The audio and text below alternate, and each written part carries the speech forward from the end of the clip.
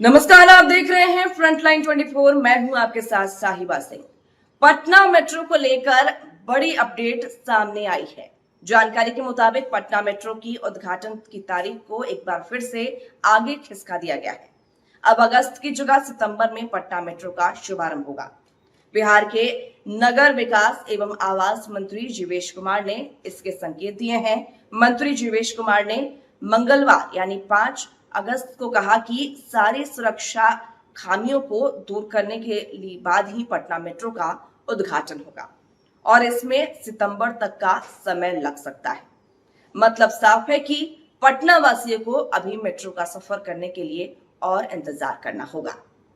पहले ये बातें सामने आ रही थी कि 23 अगस्त को उद्घाटन होना है, लेकिन अब जो जानकारी सामने आ रही है उसमें सितंबर तक वक्त लग सकता है। बता दें कि सीएम नीतीश कुमार का ड्रीम प्रोजेक्ट है पटना मेट्रो।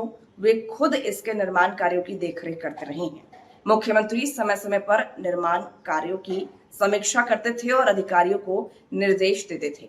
पहले बिहार सरकार की ओर से 15 अगस्त को मेट्रो की पहली ट्रेन चलनी थी, लेकिन अब इसमें बदलाव किया गया है। अब इसमें राजधानी में हो रही भारी बारिश के चलते बारिश के कारण तैयारियां समय पर पूरी होती नहीं दिख रही थी, जिसके चलते उद्घाटन को का जो दिन है वो आगे बढ़ा दिया गया है। उद्घाटन की जो तारीख है उसको 23 अगस्त कर दिया गया था। हालांकि अब उद्घाटन सितंबर तक चलता हुआ नजर आ रहा है, तो पटना वासियों को मेट्रो का इंतजार करना पड़ेगा।